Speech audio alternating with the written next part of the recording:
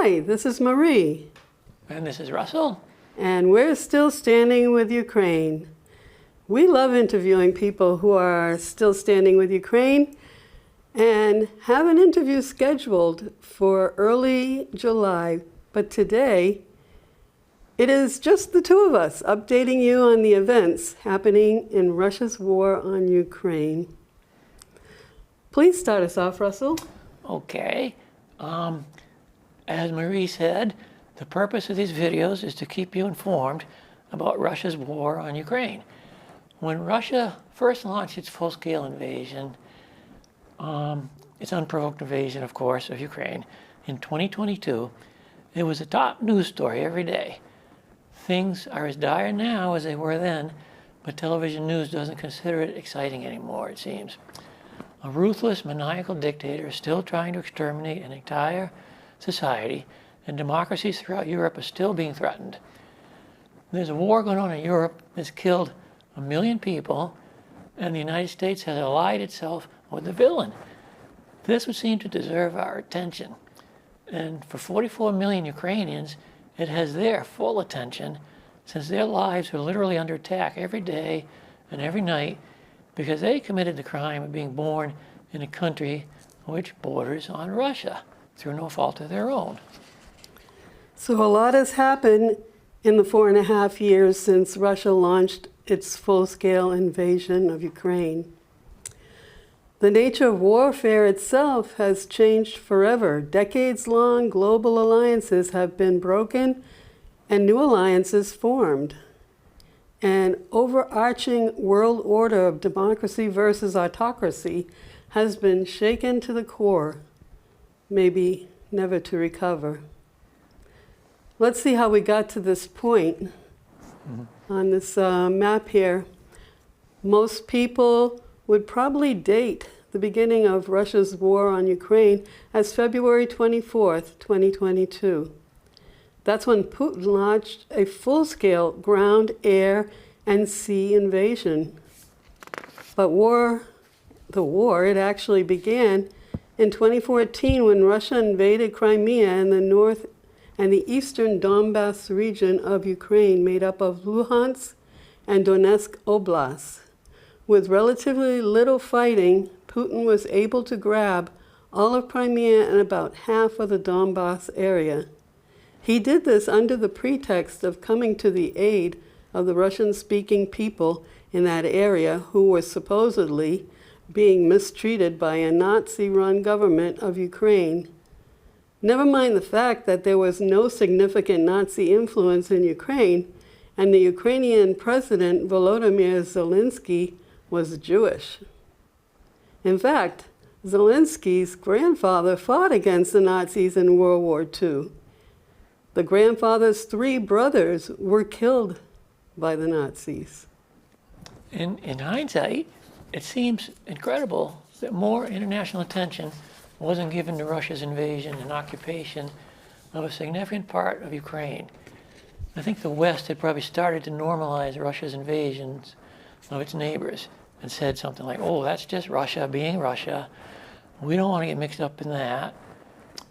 Since 1991, Russia had attacked Georgia, Moldova, Chechnya, Dagestan, now Ukraine.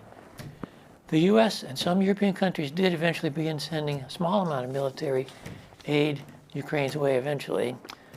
Things stabilized with Russia occupying about half of the Donbass and all of Crimea. This was the time period when Donald Trump famously illegally held up $350 million of US military aid to Ukraine, trying to extort a damaging statement from Zelensky about Hunter Biden. You might remember that. That incident told us a lot about Volodymyr Zelensky's character and about Donald Trump, too. They say that bullies are only encouraged to do more when not punished for a dirty deed. Well, Putin is a bully on steroids. In the fall of 2021, still occupying Crimea and the Donbass, he began amassing troops and equipment on the northern border of Ukraine. By early 2022, Russia had about 200,000 troops in place. Western leaders warned Putin against invading Ukraine, And his answer was always the same. He claimed his army was just staging military drills and he had no intention of invading anybody. We had forgotten the not-so-funny joke. How can you tell when Vladimir Putin is lying? His lips are moving. All-out invasion. Warships in the Black Sea fired cruise missiles at Ukrainian air bases and other military targets. A 400-mile-long military convoy of 200,000 troops, hundreds of tanks, armored personnel vehicles, howitzers, and multiple rocket launchers invaded from southern Russia and headed straight for Kyiv. Ground troops also invaded from the Rostov area in southern Russia and from occupied Crimea. Bombers and cruise missiles attacked from southern Russia too. This was all broadcast on live TV newscasts. Within a couple of days, Russian paratroopers were on the outskirts of Kyiv. TV news crews on the ground weren't even sure who was Ukrainian and who was Russian, as they showed troops running from tree to tree, shooting at each other. It was generally assumed that the conquest of Ukraine would be wrapped up in a few days. Russia, after all, was one of the world's three greatest military superpowers, along with China and the US. Its military numbered 3.5 million members, counting reservists. Their annual military budget was almost $100 billion. Ukraine is only about the size of Texas. Their military numbered less than 1 million, counting reservists. Putin didn't even refer to the situation as a war, giving it the benign title of special military operation. With Russian forces closing in on the Ukrainian capital, the U.S. offered to evacuate Ukrainian President Zelensky from the country. Now, as we could all see on television as it happened, in a few days, Russia's miles-long line of poorly maintained trucks, tanks, and personnel carriers ran out of gas, got stuck in the mud, broke down, and basically grinded to a halt a few miles from Kiev. Ukrainian territorial defender units constantly harassed Russian troops along the way and their vehicles with short-range artillery with mortars and shoulder-launched anti-tank missiles.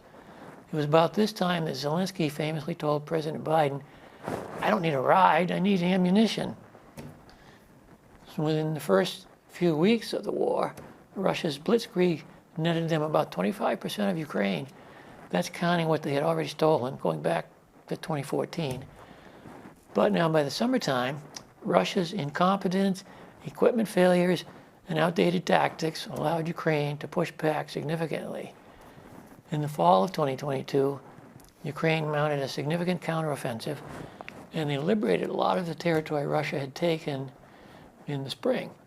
But that still left Russia in control of about 20% of the country of Ukraine, though.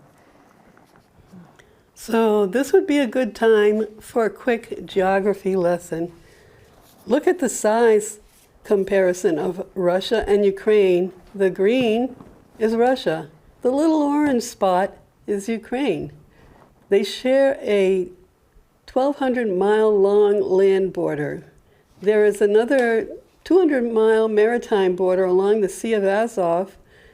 Keep this picture in mind when you can appreciate what Ukraine has been up against and what they've accomplished over the last 4.5 years. So zooming in, you can see how close Ukraine's capital of Kyiv is to Russia to the north. The pink area to the east is occupied territory of Ukraine. The biggest city in the occupied territory is Mariupol in the south, on the Sea of Azov. That's the small body of water that's tucked into the right of the Crimean Peninsula. Its pre-war population was 430,000. Other major cities just west of Russian-occupied areas are Zaporizhia, of 700,000 people, and Dnipro of about 1 million. Remember, the whole country is the size of Texas. That still makes it the biggest country in Europe. We make the point of calling this Russia's war on Ukraine to keep the proper perspective. Calling this the Ukrainian war or something like that could let somebody think that Ukraine started this mess. In fact, Russia is completely at fault here, having invaded Ukraine with no justification. The war could end tomorrow if Russia just ordered its troops to stop shooting and leave Ukraine. If Ukraine stopped shooting, Ukraine would cease to exist. Most wars begin for complicated reasons, and it isn't so easy to identify the bad guy and the victim, but in this case, it is easy. Easy partly because for war crimes committed in Ukraine by his orders, Putin has already been charged and convicted as a war criminal by the International Criminal Court in The Hague. Well, so far, Putin's only been charged with one crime, but hopefully there'll be more on the way. Almost a year and a half ago, back in the U.S., Donald Trump took over as U.S. president, and he made the ludicrous boast that he would end Russia's war on Ukraine within 24 hours. Of course, no sensible person believed him when he said that. And now, with his only real contribution to the situation being to actually make things worse, he's basically given up and moved on to other things, as is his wont to do.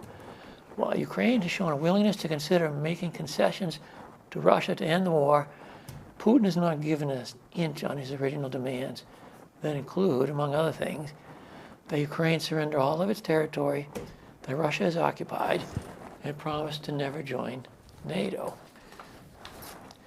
Last year, Donald Trump, who likes to think of himself as a great deal maker and talks about wars as if they were game shows, met with convicted war criminal Vladimir Putin at a U.S. air base in Anchorage, Alaska, as you can see here. Already 6 months behind his promised deadline of ending the war, Trump wanted to negotiate some kind of ceasefire or longer-term peace settlement. But not surprisingly, nothing concrete came out of the meeting, but Putin did distract Putin from the business at hand by offering to enter into some multi-billion-dollar business deals with Trump and with his family. Since that first meeting in Alaska, there have been meetings between U.S. representatives and Putin or lower-level Russian figures at least 7 different times. The U.S. has been represented by Trump's golfing buddy and real estate developer, Steve Witkoff, and by Trump's son-in-law and real estate developer, Jared Kushner. And did we mention Trump as a real estate developer? Henry Kissinger, these guys ain't. Neither Witkoff or Kushner have any diplomatic experience. In fact, it seems that these guys, these talks that they've been having, have really just been aimed at securing billion-dollar real estate and business deals between Russia and Trump and his cronies. As of June 2026, as we're recording this, neither of these two people have even been to Ukraine yet. How do you negotiate a fair and acceptable end to a war while you're only talking to one side, the aggressor? Marco Rubio, the U.S. Secretary of State, has been in a couple of these meetings too, trying to be the serious adult in the room. I guess somebody has to do it. Of course, after almost a year of talks and meetings at various places around the world by this crack team, pretty much nothing has been accomplished. No 3-way meetings between the U.S., Russia, and Ukraine have happened. The U.S. put out what they called a major breakthrough peace plan late last year, but it was actually something the Russians had written and given to Trump. It was really nothing more than a Ukrainian surrender agreement, with one concession after another being demanded of Ukraine, and no concessions on Russia's part. Since Trump's return to power in January 2025, he has shown complete support for Russia and nothing but contempt for Ukraine. He literally rolled out the red carpet to greet convicted war criminal Putin in Alaska, and he threw Zelensky out of the White House after berating him in a nightmarish meeting in February 2025. The famous Ukraine has no cards meeting. More consequently, he stopped all U.S. military aid to Ukraine soon after coming to power. The sudden 180-degree shift in American policy towards our Cold War adversary of most of the last 75 years is staggering. It's surely something that historians will be discussing for decades. All this while a huge majority of the U.S. Congress has supported Ukraine from the start, but not forcefully enough to buck Trump in any significant way since last year. The last major package was approved by the Senate in 2024 by a vote of 79 to 18. If Russia is allowed to win this war on Ukraine, that would spell disaster for democracy in the world. Vladimir Putin has publicly said that he thinks the collapse of the Soviet Union in the early 1990s was the greatest geopolitical tragedy of the past century. He hasn't tried to hide the fact that Ukraine is just the first step in his attempt to reconstruct a great Russian empire controlling most of Europe. He actually sees himself as another Peter the Great. Something people haven't thought about much, but they should. The world owes a huge debt to Ukraine for holding Russia at bay these last 4 years and decimating its military machine. The once great and powerful Russian army that the entire free world feared for decades is just a shadow of its former self, thanks to the determination and inventiveness of Ukraine. Russia has lost 430 fighter planes, 12,000 tanks, and almost 44,000 artillery guns. That's more hardware than most healthy armies around the world have. And Putin and his generals have no reservations about sending troops on certain suicide missions. Day after day into the meat grinder they go. In 4.5 years, Russia's taken between 1 million and 1.5 million casualties. That's 100 times as many casualties as Russia took in the decade-long war with Afghanistan in the 1980s. From the last 4.5 years, we could point to several important battlefield developments in Ukraine's favor. Think of the first Western tanks being sent to Ukraine by England, that was in 2023. The U.S. allowing Ukraine to hit targets inside Russia with American missiles, that was in 2024. And also in 2024, the first F-16 fighter jets arrived in July of 2024. Significant developments, yes, but now Ukraine may have found a real game changer, that it wasn't something supplied by its allies. This was something that Ukraine came up with by themselves. Ukraine is demolishing Russia's war machine with its own homemade unmanned aerial attack drones. Both sides have been using aerial drones almost from day one, but lately Ukraine has been able to mass produce relatively cheap but still powerful and advanced drones, all different kinds of drones. Specialized drones drop small bombs, explode on contact in kamikaze style, or some just spy and watch from a distance. The close-in trench warfare of the early days of the war has been replaced by the opposing front lines actually being separated by about a 20-mile wide no man's land, where any Russian soldier or vehicle that moves is seen by surveillance drones and immediately taken out by a Ukrainian attack drone. This lets Ukraine minimize its own exposure and casualties while inflicting between 1,000 and 1,500 Russian casualties per day. Per day, 1,500.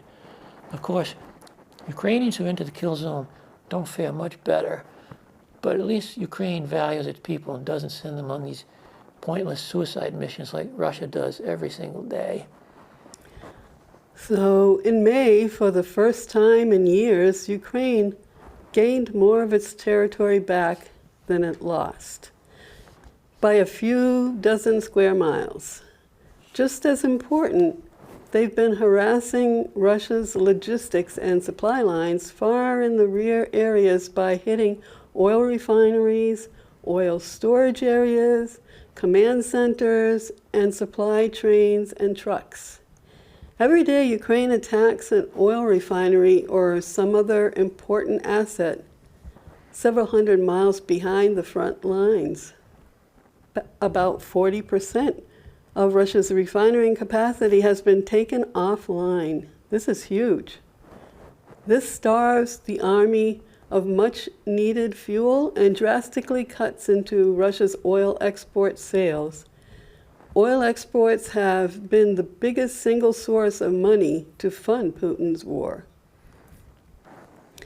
If Ukraine can keep up its success with its unmanned drones, Russia should be on the retreat from this point on. Now is the time for the Allies to get behind Ukraine 100% and show Putin and the Russian population that this war is hopeless. Experts agree if the United States would revive its support to pre-Trump levels, the war could end this year. Instead of aid dribbling out of NATO countries and the US like teeth being pulled, Western leaders should say to Zelensky, "What do you need?" and then supply it. When the war finally does end, and it has to be with Ukraine as the unquestioned victor and Russia withdrawing from all the land it has managed to park its tanks on since 2014, any concession of land to Russia would reward them for their aggressions of the past 12 years and encourage them to go back for more at some future point. Putin's own statements and the lesson of giving a chunk of Czechoslovakia to Hitler in the 1938 Munich Agreement prove that. Who can tell Ukrainians to give up 20% of their country, especially after they've been through all that they've been through in the past several years to defend it? If Mexico or Cuba invaded Florida, Georgia, Alabama, Louisiana, Mississippi, and Texas, about 20% of the continental US, would we just turn it over to them? We can't even imagine something like that happening. Mm-hmm. Now, to change gears a little bit here and finish up. In 1949, George Orwell pictured a dystopian future world in his story 1984. I'm afraid I've never read that book yet. His world had only 3 countries, if you could call them that. A 3-country world might be okay if smaller countries wanted to join together into bigger units based on shared values, customs, languages, and so on. But Vladimir Putin subscribed to the doctrine of might makes right. In his mind, smaller, weaker countries are there for the taking by force by their more powerful neighbors. He wants to create a modern Russian empire, reminiscent of the Ottoman Empire, the British Empire, and Peter and Catherine the Great's Russian empires. Unfortunately, he isn't the only world leader thinking that way nowadays, if you know what I mean. Small countries who might be in the crosshairs now of today's megalomaniacs think Ukraine, Moldova, Taiwan, Greenland, Venezuela. As global centers of power ebb and flow, millions of people, along with their lands and natural resources, are nothing more than property to be snatched up by one powerful warlord or another. At least that's what they think. But over the last century, the world has become more civilized, and rules of international law have evolved to protect human rights and national interests. This was no easy feat either to accomplish. being done with the help of 2 world wars and the formation of the United Nations. Russia's war in Ukraine is a test to see if the international rules-based order can survive or if we're going to slip back into a period of global imperialism. I guess we'll find out together. Time will tell. Meanwhile, we are still standing with Ukraine at art and craft fairs throughout the year. Our next fair will be at Gunstock, New Hampshire, in Guilford at Gunstock, with Joyce's fairs on July 4th and 5th. The following weekend, Friday through Sunday, we'll be at Brewster Academy in Wolfboro, New Hampshire. And so we're hoping for lovely weather each day. Our next interview, we will be talking to 2 people who have spent significant time in Ukraine delivering humanitarian aid. And as always, we want to thank Concord Public TV in New Hampshire for helping us produce these videos. And remember, you can also see these videos on our YouTube channel, Still Standing with Ukraine. Don't forget to hit the like button. It will certainly help us be seen on YouTube. And subscribing and sharing is also an appreciated free way to help our humanitarian aid efforts. So as always, still stand with Ukraine, right? And Slava Ukraini. And Slava, Heroam Slava. So that's glory to Ukraine and glory to the heroes. See you next time.